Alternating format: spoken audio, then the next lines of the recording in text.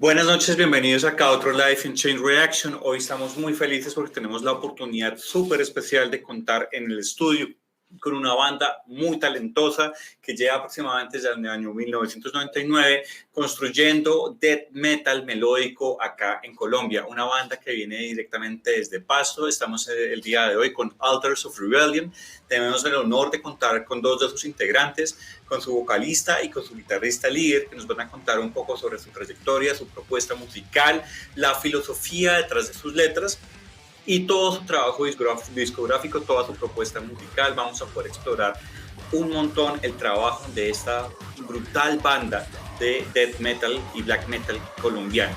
Además de eso, también estamos muy felices porque queremos contarles que nuestro podcast de Chain Reaction ya está lanzado. Ya hemos lanzado varias de nuestras entrevistas, están completamente cargadas, con un audio en full calidad. Pueden acceder a este podcast a través de Spotify, solamente tienen que entrar y reproducir los capítulos.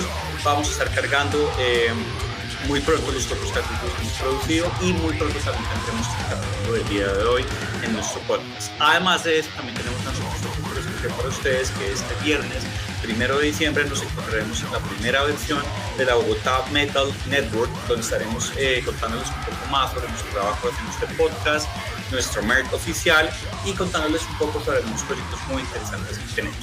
Entonces queremos darle la bienvenida esta noche a los integrantes de Altars of Rebellion que tenemos presentes en nuestra entrevista del día de hoy. ¿Cómo se encuentran, muchachos? ¿Qué tal, Jorge? ¿Cómo estás? Muy buenas noches, José, Santiago, Daniel. Para nosotros estamos muy contentos por la invitación a Chain Reaction. Realmente desde pandemia y algunos años más adelante no habíamos tenido la oportunidad de volver a tener este tipo de entrevistas que son realmente muy, muy chéveres, donde nos permiten conocer más del público que nos escucha y de los mismos medios que nos entrevistan. Muy contentos de estar acá, muchas gracias por la invitación y bueno, pues démosle adelante. Muchas gracias, soy Francisco, guitarrista de Altars of Rebellion y muy agradecido con el público que nos observa en estos momentos. Muchas gracias. Con mucho gusto, bienvenidos, muchachos. Bueno, y seguimos entonces introduciendo también a nuestro equipo. Tenemos con nosotros a Santiago Cortés, nuestro metalhead de Chain Reaction. Santi, ¿cómo va?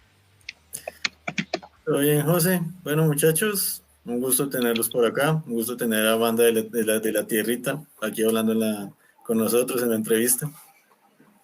Tenemos a Daniel Molano también. Daniel, ¿qué más? ¿Qué más bien? No, nada, muy feliz de escuchar esta banda. La verdad es que me tienen perplejo. Es una banda, como decía Luis, muy talentosa. Y nada, tengo por ahí curiosidad por un par de cosillas por ahí, pero vamos a dejarlas para más adelante. Muchas gracias, chicos, por estar acá.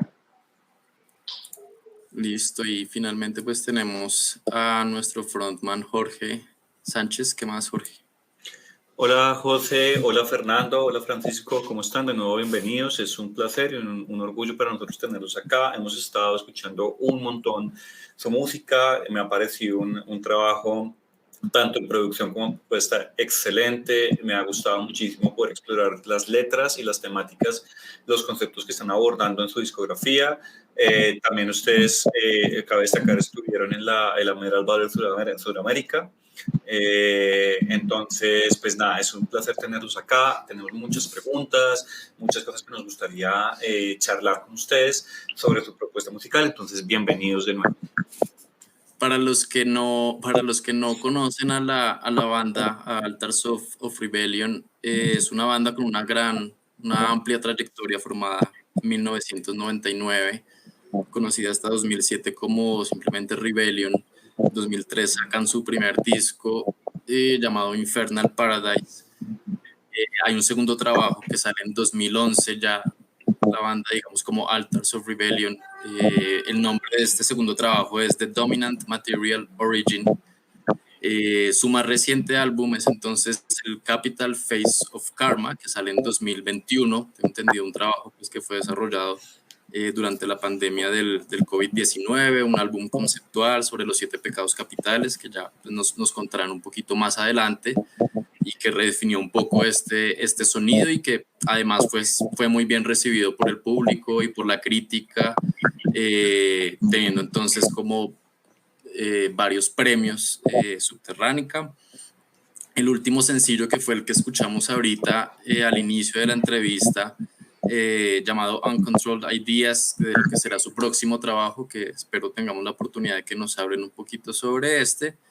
Y como mencionaba Jorge, pues su reciente participación en el Metal Battle Suramérica, que pues fue donde yo con Santi creo que los vimos en el hit número 1, estuvimos ahí apoyándolos, estuvimos en la semifinal también apoyándolos, presentaciones brutales, mucha potencia, pues muy interesante. Entonces quisiera comentar o comenzar con una primera pregunta, como más bien como que nos contaran un poquito de cómo ha sido esta evolución de la banda desde esos inicios que mencionaba por allá en el 99, como un breve resumen de lo que ha sido Altars of Rebellion hasta hoy.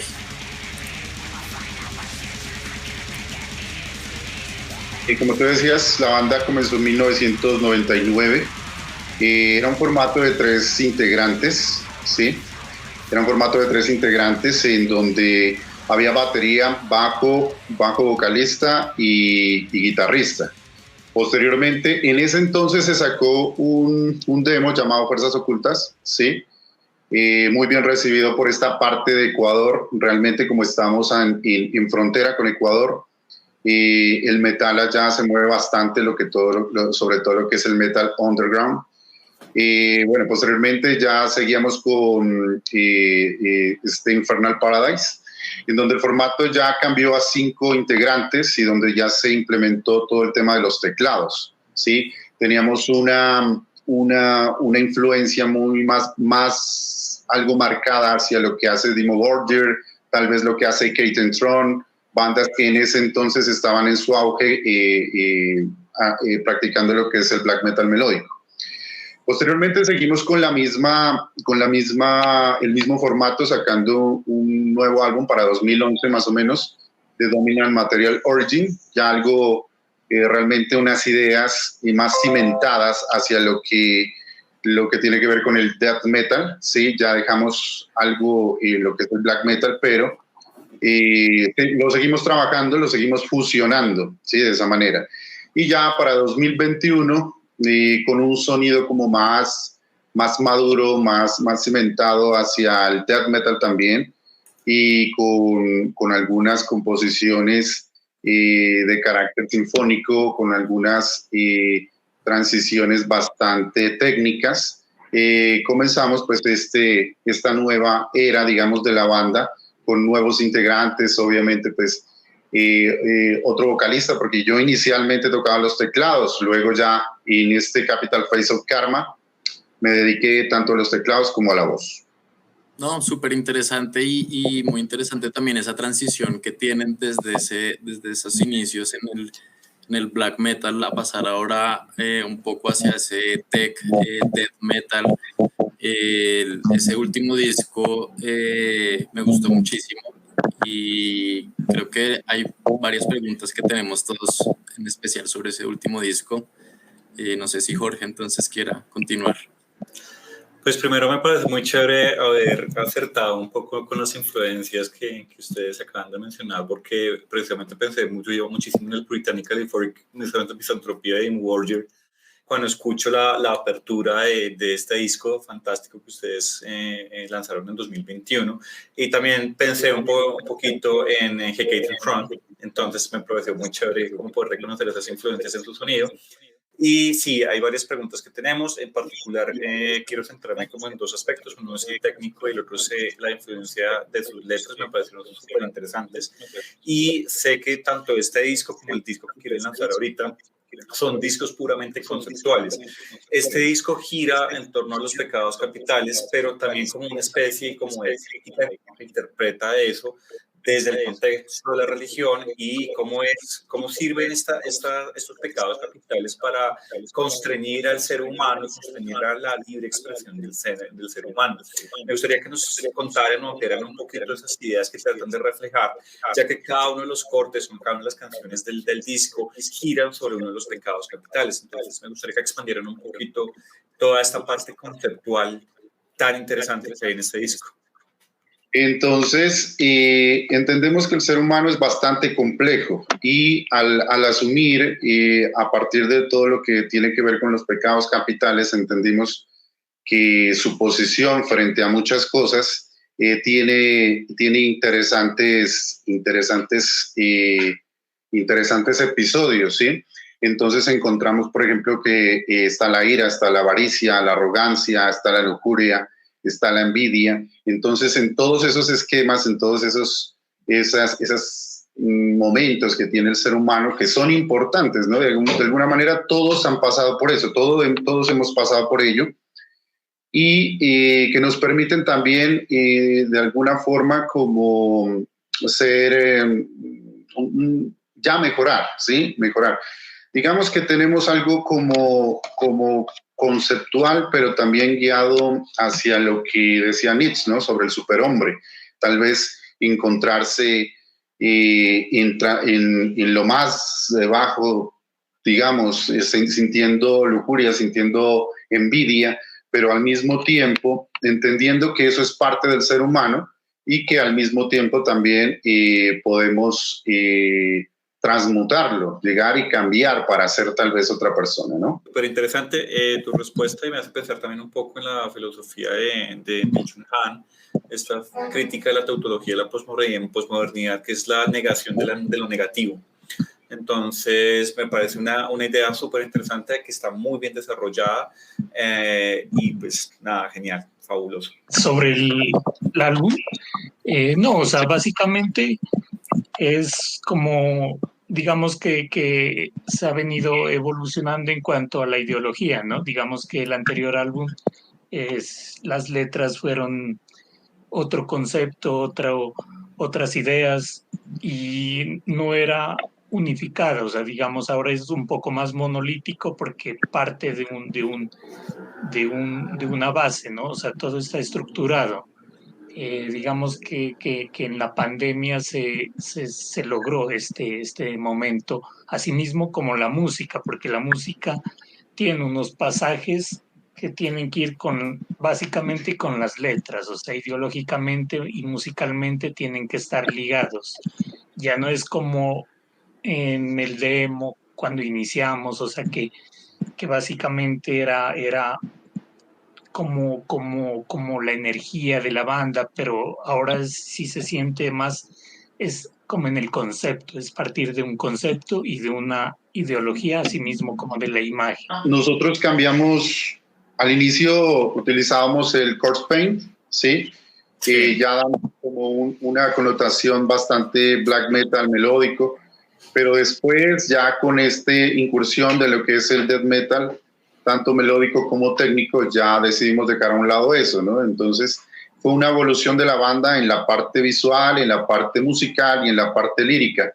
Entonces todavía pensamos que la banda no ha llegado como a esa cumbre de decir, mira, aquí nos quedamos y seguimos. O sea, seguimos haciendo experimentación sobre sonidos, escuchamos mucho, aparte incluso lo que no es metal, que puede tener elementos importantes o puede tener elementos que llamen la atención para poder incorporar más allá en algún álbum, ¿sí? Y poder crear tal vez dentro de estos subgéneros algo interesante. Entonces, seguimos como que en la idea de seguir experimentando en nuestros sonidos.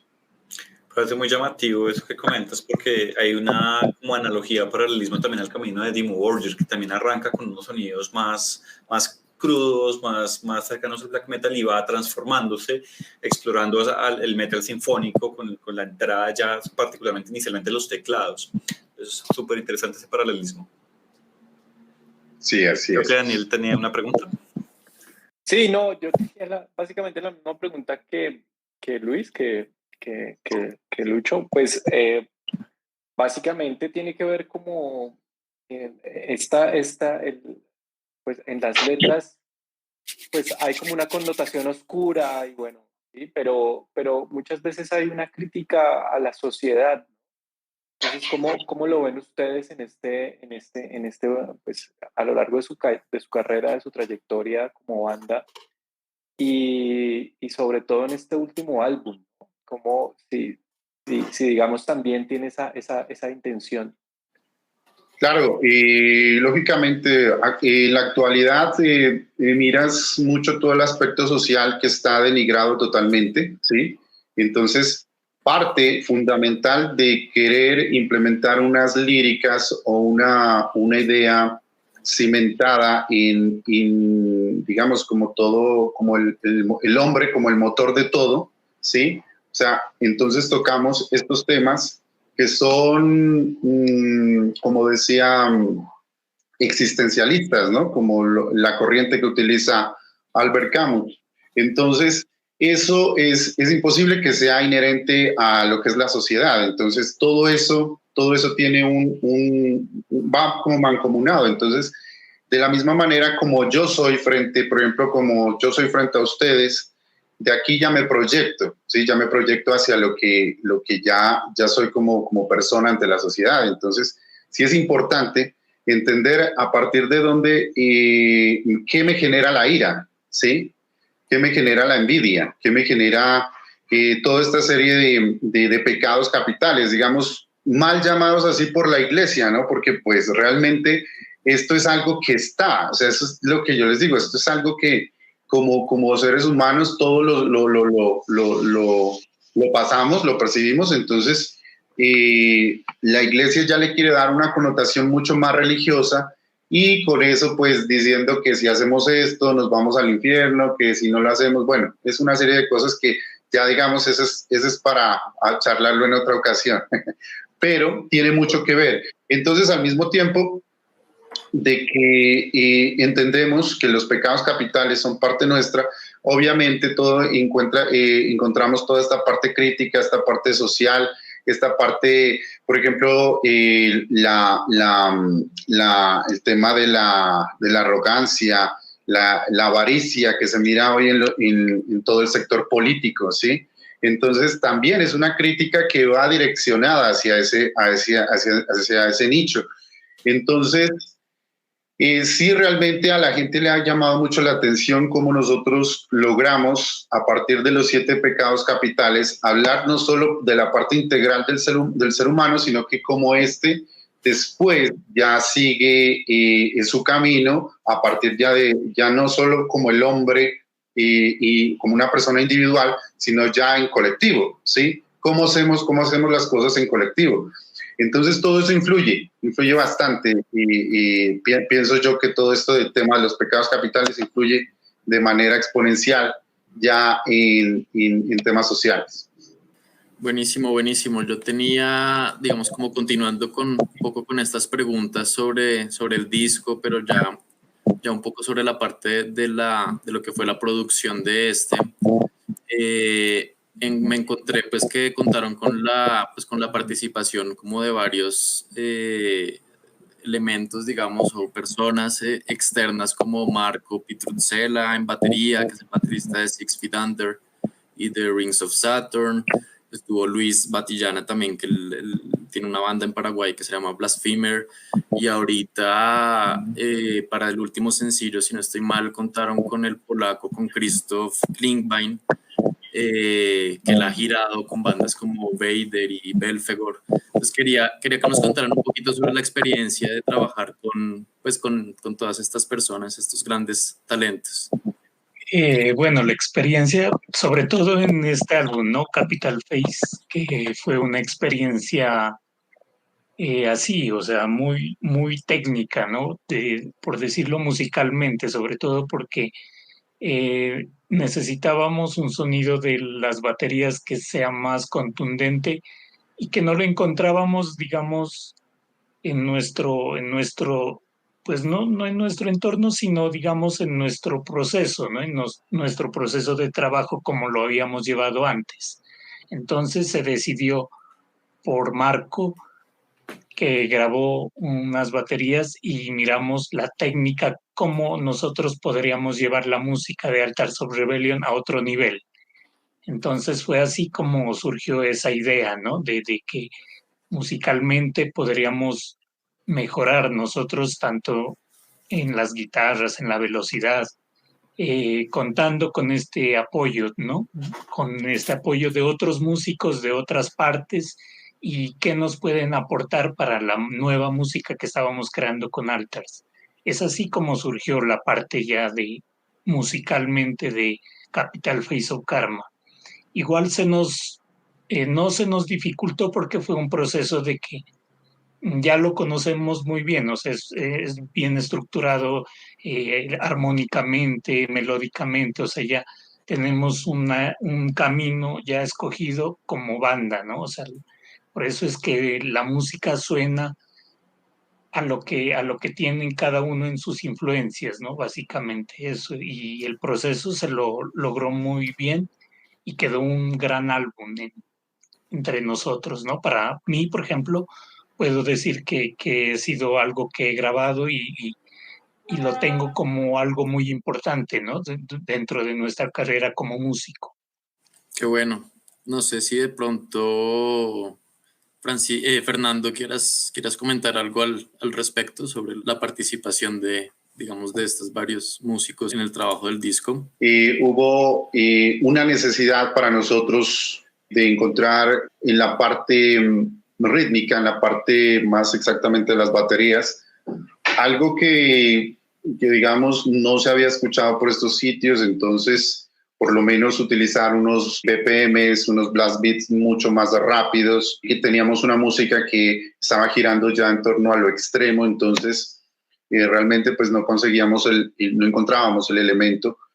Y precisamente fue en una vez que yo miré un baterista realmente muy rápido por Facebook precisamente, y pues se trataba de Marco Petrucciella, y bueno, dije, le voy a escribir, le voy a escribir, y decidí escribirle a Marco, y realmente me encontré con una persona bastante amigable, una persona bastante humilde dentro de todas las capacidades que él tiene como baterista. No sé si lo tengan referenciado, porque ha tenido participación en importantes bandas de death metal a nivel mundial. Entonces yo pensé que de pronto al escribirle me iba a dejar en visto, pero no, o sea, fue una charla bastante fluida que tuvimos. Y en una de esas charlas surgió la pregunta que yo le tenía a él de que si quería grabar un par de canciones. Entonces él me comentó que sí, que si a él pues le parecía como algo interesante, él comenzaría a grabar, como él tiene su estudio en casa, en California, y precisamente comenzamos todo ese proceso. Le envié las canciones y al otro día me dijo que listo, que él estaría listo ya la próxima semana para grabar eso. Fueron 2 canciones que él grabó, que son Flesh Met Grid, Avarice, y Tears for Your Throne de Gluttony. Son las 2 canciones que Marco Petrucciella grabó, y bueno, pues realmente le dejó un gran precedente para todo lo que sucedió con el álbum Capital Face of Karma. Las otras baterías sí fueron grabadas por un baterista colombiano. Él es Mauro Masuera, que ha participado en bandas como Absolution Denied, en Gore Trade. En estos momentos él está viviendo en Canadá. Es un gran baterista, gran amigo también, todavía nos seguimos charlando. Recientemente estuvo de gira con Batushka, ¿sí? Entonces, importantes elementos que han hecho parte de todo este proceso del disco. Estuvo nominado a Mejor Baterista por el disco también. La banda tuvo unas importantes nominaciones en 2021 por este disco. Y bueno, y también hablamos con Luis Batilana, que es de Paraguay, de Blasphemer, una banda pues que tiene también su renombre por allá, ya en el sur en Sudamérica, en la parte sur de Sudamérica, valga la redundancia, pero realmente una persona bastante dinámica, una persona que te propone cosas, que te ayuda a llevar tu música a otras instancias. Gracias a él les pudimos sonar en varios lugares en Europa, y la emisora oficial que tenía el Backend, ¿sí? Entonces, ha sido, todos los elementos que se unieron a este álbum han sido bastante positivos para nosotros y pues eso ya queda evidenciado en lo que fue Capital Face of Karma. Bueno, pues qué bueno que todos esos elementos se hayan reunido para sacar ese disco tan bueno, tan excelente. Santi. Bueno, muchachos, sigo agregando, como todos aquí, que disfruté mucho el disco, el long play, digamos así, ampliando un poco más acerca de la temática de los 7 pecados. Bueno, como decías, Fernando, cosas muy humanas que no deben rechazarse totalmente. Sí me causó mucha curiosidad en la semifinal, que en las visuales se utilizaron las obras de Beksinski, este artista polaco. Entonces quería saber, pues, justamente la relación entre las obras de Beksinski y el contenido lírico del álbum. En esta parte en la parte visual la trabajamos a veces Francisco y la trabajo yo, pero en toda esta parte de Beksinski lo trabajó Francisco. De pronto tiene bastante que decir ahí en ese punto. Sí, o sea, digamos que siempre se ha fusionado, ¿no? Esas partes gráficas en cuanto a la pintura y al arte, ¿no? Y creo que nos motiva mucho esas obras tan oscuras, pueden decirse, así mismo como la música académica, lo que es Tchaikovsky. Bueno, entonces lo que tratamos es de fusionar cómo estas obras del pasado pueden llegar a transmitirse en estos momentos tan importantes como lo que hace la música de Altars of Rebellion, ¿no? Entonces es muy importante establecer, por ejemplo, lo que es el nombre, lo que significa Altars of Rebellion, que es ligarse contra esas obras y estar vinculado y digamos, lo que bueno, volviendo un poco a lo de la parte social, ¿no? O sea, desde un principio siempre se tomó el concepto de Altars of Rebellion y se manejó un demo en Fuerzas Ocultas también con una obra de una pintura muy antigua y siempre se lo destacó, ¿no? O sea, fue el concepto de ir digamos, en contra de esos dogmas que alienan a las nuevas generaciones, como las modas, la política, la religión, ¿no? Entonces, desde ahí fue que surgió esta parte, cómo nosotros podríamos hibridar la parte musical con la imagen también. Por eso dentro de cada disco se trató de plasmar una parte gráfica también para que se motive mucho más la obra con la música también. Eso es algo muy importante que tiene un concepto muy valioso dentro del disco también. Vale. Entonces justamente la compenetración de esa parte visual. Y sobre todo con Beksinski, que las obras sí dan una cierta sensación de angustia y de sufrimiento. O sea, sobre todo la del caminante que se va arrastrando. Uf. O sea, muy surreal. Y tiene mucho que ver también con todo el sufrimiento que se vive, ¿no? Y en todo lo que gira en torno a los pecados capitales. Sí, ciertamente. Porque sí, justamente sí hay muchos artistas que expresan visualmente esta forma de pecados. Yo diría que una referencia muy antigua es Doré, el que dibujó la Divina Comedia. Uh-huh. Ese también es una referencia muy antigua. Bien, por otro lado, sí que quisiera que nos comentaran ¿qué tal ha sido la recepción por parte de la escena en Pasto y por parte de la escena nariñense de la propuesta? Bien, Pasto ha sido una escena que ha ido creciendo, ¿no? Al pasar de los años. Tanto así que ahora cuenta con 3 festivales importantes que son Galera Rock, que son Nariño Underground y que es el Rock Carnaval. Sí, festivales que realmente han congregado bandas importantes como Mortal Sin, y recientemente el último Galera Rock trajeron a Cripta de Brasil, ¿sí? Entonces, al existir ya una escena no consolidada, ¿no? Pero sí en pro de consolidarse, creemos que nosotros como banda tenemos ya un largo camino recorrido desde aquí, desde lo local, y que si bien ha sido cierto que hemos participado en todos estos festivales, hemos querido darle continuidad a que exista un relevo generacional de bandas para que éstas se puedan presentar, ¿sí? Sí, nos conocen, ya la banda es conocida aquí en Pasto, en Nariño, pero tenemos un target más enfocado, digamos, a hacer una gira nacional y también a hacer una gira internacional que nos pueda llevar a Europa, que nos pueda llevar a México también. Ah, bien, bien, bien. Sí, bueno, una de las elipsis que suelo mencionar, justamente hablando de la escena, ustedes en 2018 sí tuvieron la fortuna de ver a Marduk, ¿no? Marduk, sí. Marduk estuvo por acá en Pasto, en el Cresemillas, ¿no, Pacho? ¿Francisco? Sí, ahí estuvo Marduk. De hecho, fue la vez que estuvo censurado a nivel de Colombia y solo tocó en Pasto. Ah, sí, precisamente que por el tema del concejal en Bogotá los censuraron y no los dejaron tocar. Sí, recuerdo eso. Ahí fue donde el concejal cristiano y los puncos antifas se unieron. Pues tenían razones de ambos lados. Una mezcla extraña, explosiva. Sí. Justamente de ambos lados tenían razones. Y sí, no se pudo. Pero bueno. Estuvo Dark Funeral también, por ahí en el 2006, Pacho, 2004, 2006.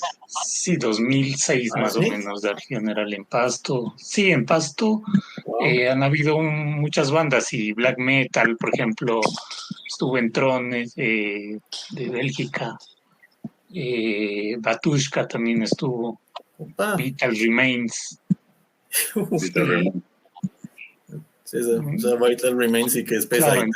Claro. Sí. Okay, creo que Daniel tiene una preguntita para nuestros invitados. Chicos, yo siempre he tenido la curiosidad de saber cómo es la experiencia de tocar con un sinfónico, pero sobre todo lo que hay detrás de bambalinas, ¿no? O sea, el ensamble, digamos, todo lo nuevo que surge detrás de la preparación para tocar con un sinfónico. ¿Cómo es ese detrás de cámaras, digamos, de todo esto? Bueno, primero que todo, el ensamble pareciera que fuera algo complejo, ¿no? Y sí, en efecto lo es porque, bueno, primero que todo la logística para trasladar todos los músicos para temas de ensayo, a veces es algo dispendioso. Entonces, para llevar todos esos instrumentos, todo eso. Nosotros participamos con la Escuela de Formación Musical de aquí, de la ciudad, del municipio. Entonces, había músicos profesionales y semiprofesionales dentro de la misma. Sin embargo, todos dieron la talla, o sea, fueron muy juiciosos con el tema de los ensayos, con el tema de montar las canciones, y para nosotros fue una experiencia que realmente queremos volver a repetirla porque escuchar tus canciones, tus creaciones ya con violines, con bajos, con vientos, realmente es una cuestión más apoteósica, digámoslo así. Entonces te llena de tanta motivación escuchar tus propias creaciones ya hechas por, obviamente pues ya, mejor dicho, abarcadas ya a partir de todo lo que es lo sinfónico. Más que todo, a mí lo que me pareció impactante fue ese tema del ensamble, ¿sí? El tema del ensamble, porque primero nos habíamos escuchado todos como banda, que éramos los 5, y después ya estábamos 5 más 66 músicos atrás. Entonces, era una cuestión como que, qué duro, pero pues en los ensayos ya estábamos tranquilos porque sabíamos que los muchachos habían dado la talla y sabíamos que nosotros también habíamos venido ensayando. Y eso que pese a que la vez que nos presentamos con la Sinfónica, nosotros ensayamos únicamente 3 veces con la Sinfónica, ¿sí? Entonces, más aún tiene bastante mérito para estos muchachos, digo yo, porque tal vez algunos ni gustan de estos sonidos, pero cuando ya escuchaban nuestra banda estaban emocionados, o sea, cuando ya se dieron cuenta que el tema extremo de las guitarras, la distorsión de las guitarras, los bajos, las baterías veloces, pueden ir trabajado con la sinfonía y con toda esta música de cámara. Entonces realmente todo fue una mezcla muy, muy chévere y una experiencia que realmente, lo que les digo, muchachos, queremos volverla a repetir. Además que la forma en la que se conecta es muy interesante porque la conexión se hace a través del bajo, ¿no? Es el primer instrumento que entra. Bueno, con todo, ¿no? Incluso desde el director de la orquesta, o sea, se mete tanto en el cuento que estamos todos ahí en esto y realmente pues el resultado fue algo muy chévere. Súper interesante. Daniel, no sé si quería expandir un poquito más su pregunta o... No, eso era, sí, y pues bueno, tal vez la participación del director de la orquesta, o sea, ustedes se ponen de acuerdo previamente y luego con el director de orquesta, porque lo que decías, ¿no? O sea, la banda más otras personas detrás, supongo que lo coordinan un poco más con el director de orquesta o cómo es eso. Sí, a ver, lo que pasa que el director de orquesta ya venía trabajando unos años atrás con toda la orquesta, entonces ya se conocían bastante. Sabía que al existir un documento como la partitura, ellos ya simplemente se sentaban, leían su partitura, ya lo ejecutaban. Sí, es de esa manera. Entonces, toda la afinidad que hubo entre el director, la banda sinfónica y nosotros, eso fue lo impactante, lo chévere, digámoslo así, del asunto. Y eso es lo que te da como que las ganas y la motivación de seguir, de querer repetirlo. Y pues estaría en planes, como más adelante, volver a hacerlo, que teníamos planeado hacerlo en el Teatro Imperial aquí en Pasto, y pues que sea algo grabado, algo grabado y sacar un DVD. Entonces, bueno, esa sería como una idea que teníamos, que tenemos que retomarla, pero pues sí, básicamente eso es lo que sucede con el director. O sea, la afinidad fue muy, muy, muy chévere. Él se mostró bastante amable trabajando con nuestras canciones. Yo tenía unas preguntas, muchachos, pero voy a tratar de condensar todo eso para que el tiempo nos favorezca.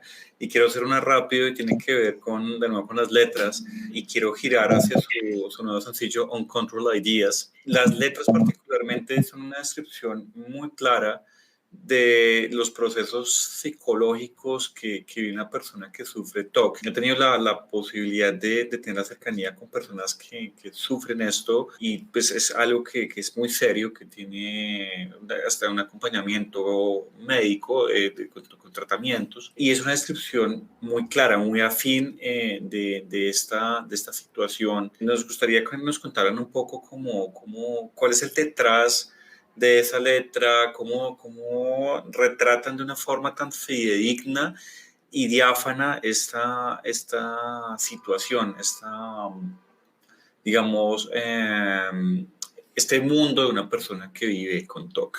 Bueno, te podría decir que en un porcentaje muy mínimo, cada uno de nosotros tenemos TOC, ¿sí?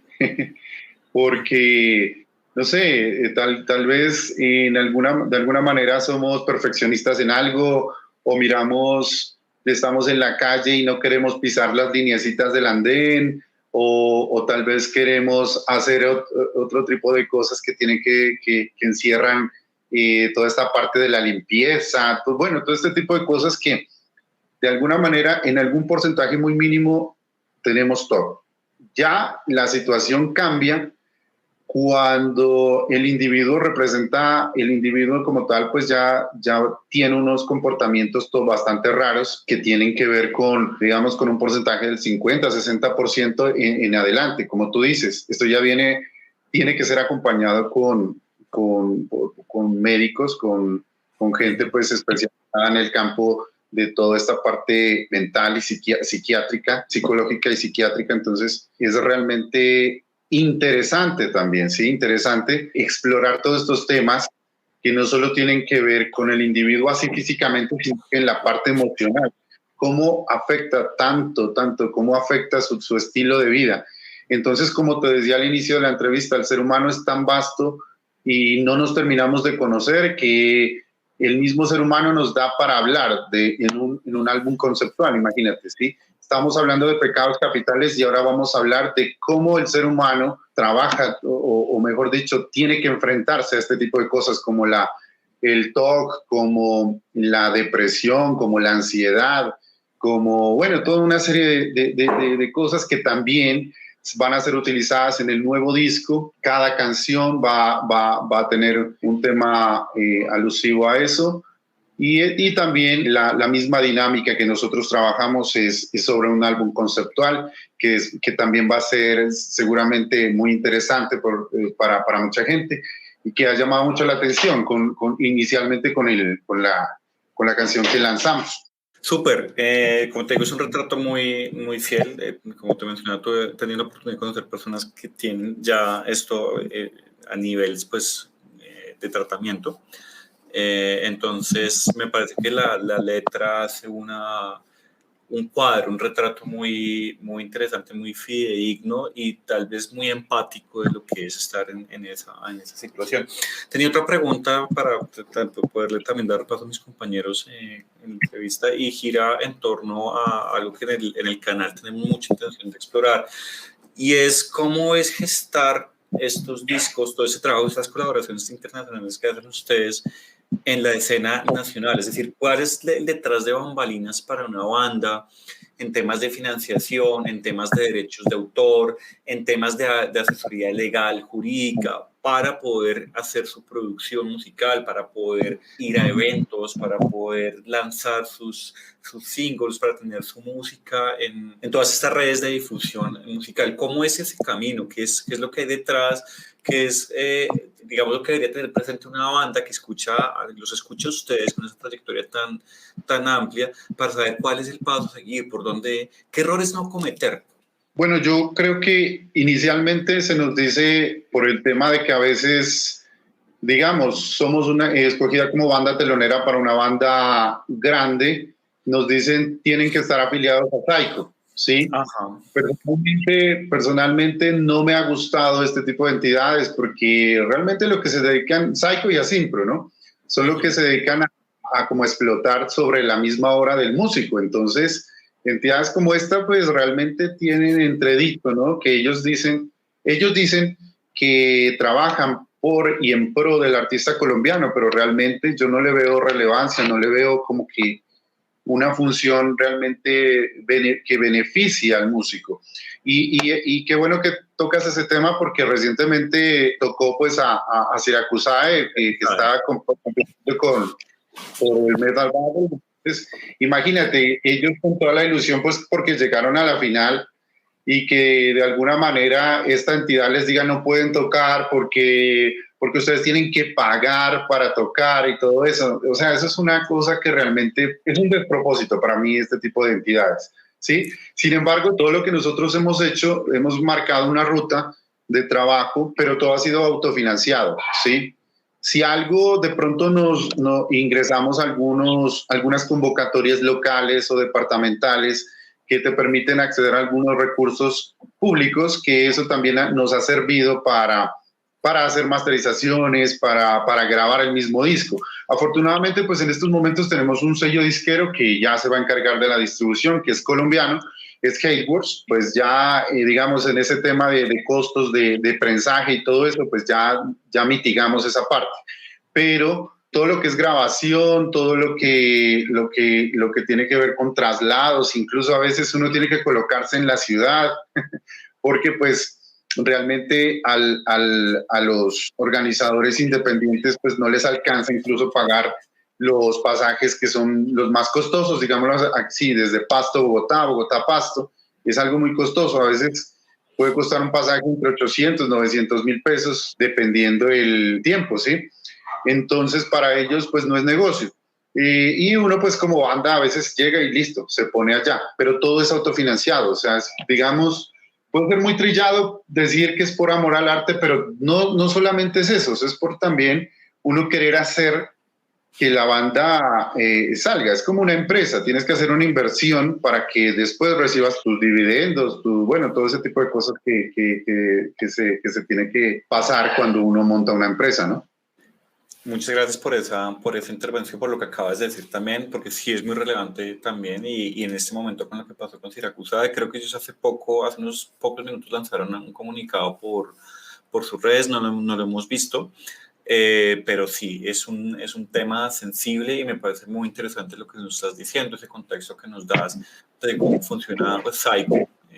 Entonces, súper. Le voy a dar paso a José, que tiene una pregunta. Digamos, ya para ir cerrando y con respecto a este último disco, bueno, son como dos preguntas en una. Digamos que ahí en las redes, en el Facebook que ustedes tienen, hablan sobre unas fechas en México, hace más o menos un año, el año pasado.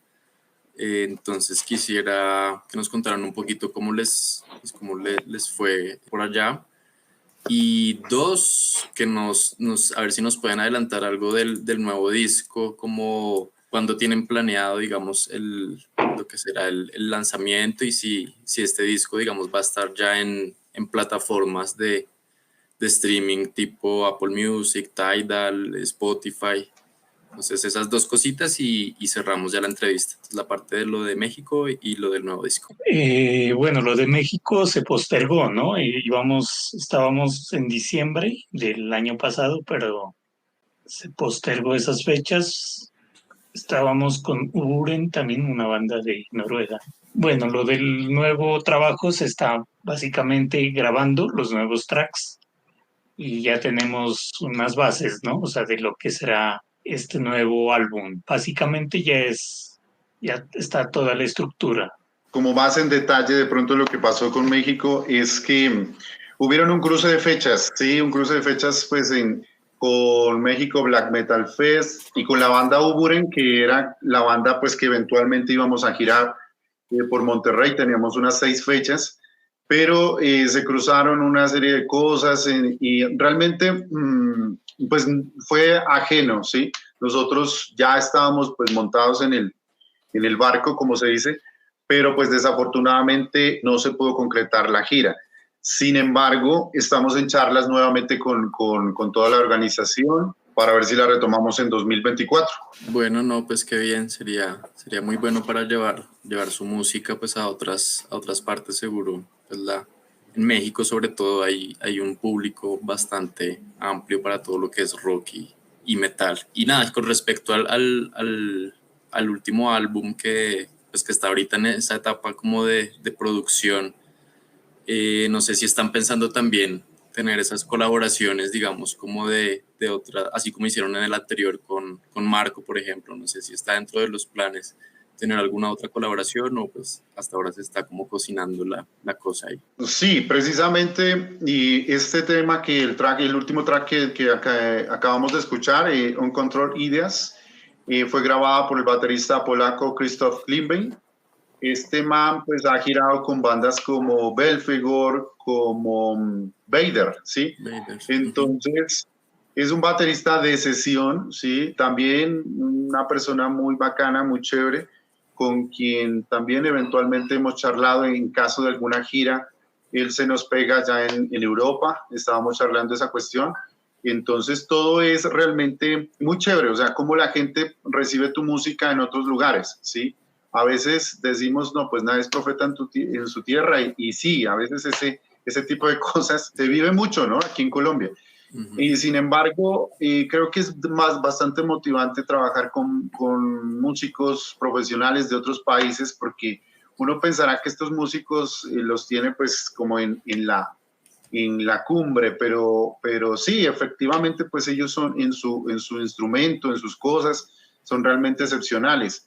Pero como personas son realmente personas muy amables, gente que uno puede charlar, que uno puede dialogar de cualquier tema, y bueno, llega al punto en que uno pueda grabar con ellos, y eso es lo chévere, sí, que la música no tiene fronteras, o sea, que uno puede sacar tu música y ya.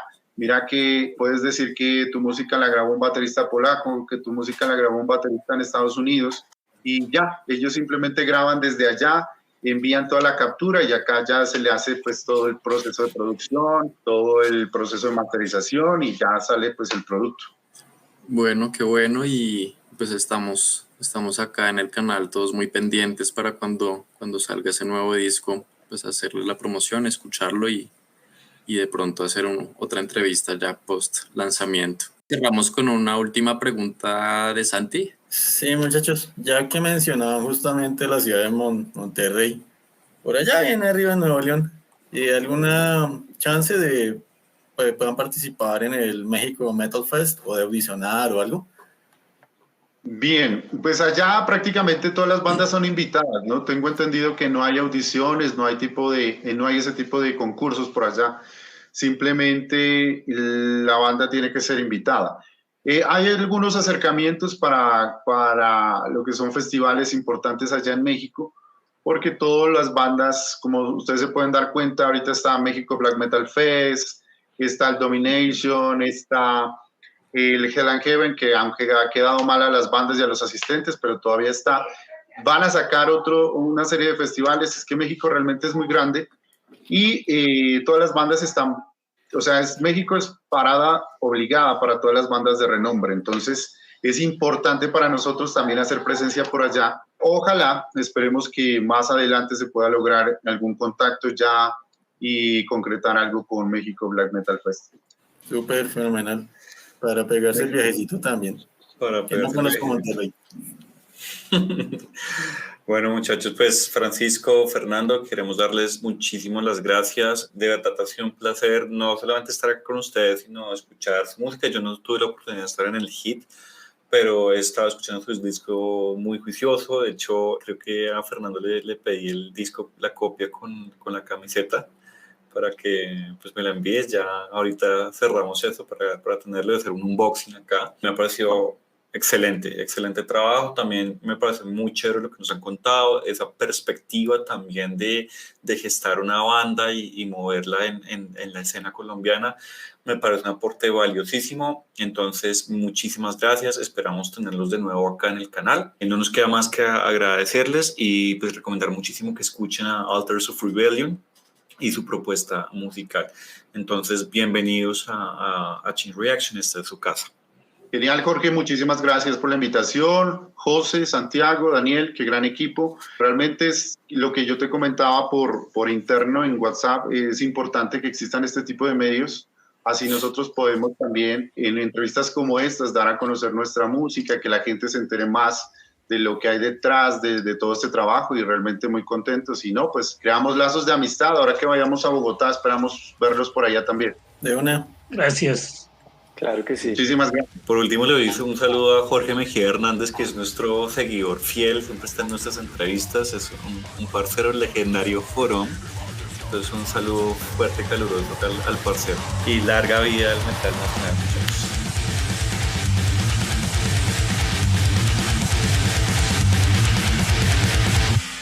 Les recomendamos que nos sigan en todas nuestras redes sociales, escuchen nuestra playlist y comenten y califiquen nuestro podcast. Esa es la mejor forma en la que nos pueden ayudar.